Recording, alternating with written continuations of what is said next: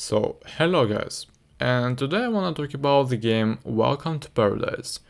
I gotta say, I was plenty intrigued with the hack and slash style of the gameplay for the first 30 minutes.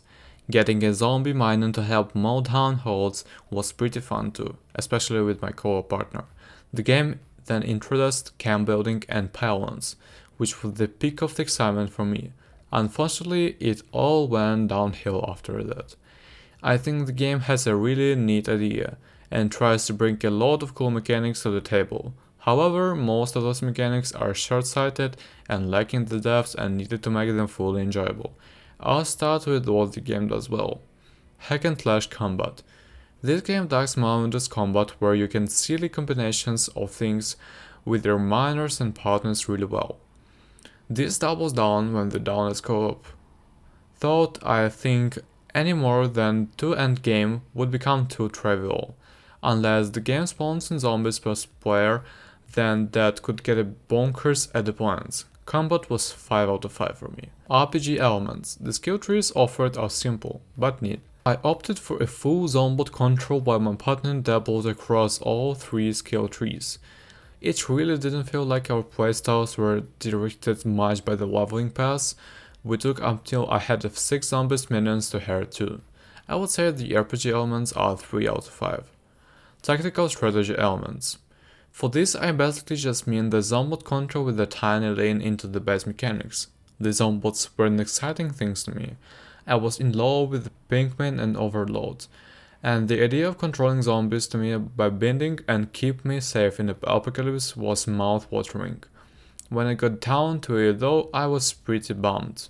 Being limited to one zombot for about 50% of the game limited my options of tactics, meaning I just had to smack and shoot as much as my partner despite having all my points into my zombies.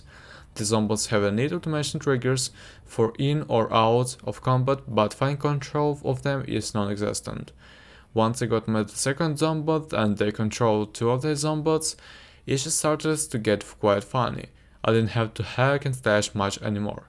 But this is more because we had 4 zombots with the flamethrowers and had very little to do with my extra zombies. A negative side to note that the base part of this game, it takes the time to teach you how to capture your zombie. Then as soon as you build the camp, a pylons can just spawn in up to 9 infinitely.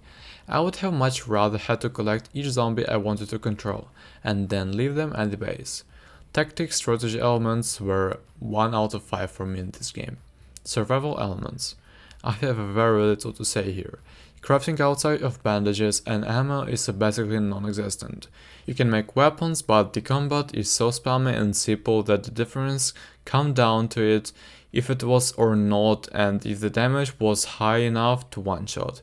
I just crafted the ranged weapon with the biggest numbers and found the spear and never looked back.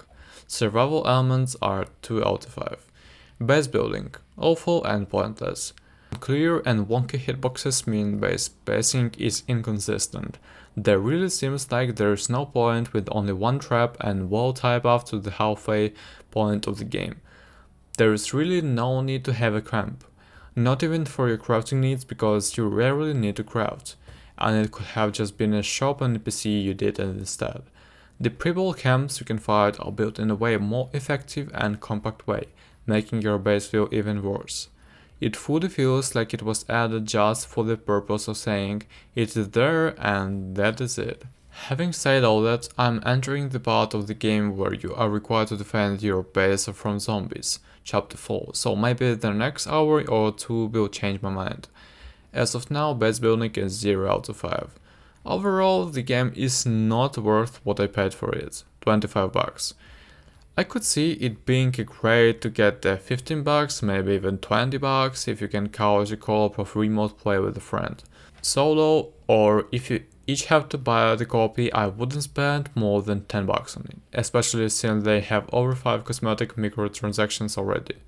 This game is a little fun, light-hearted couch game to play. I could see the kids especially enjoying it with how simple it is. So thank you guys for watching this review, don't forget to subscribe and hit the like button.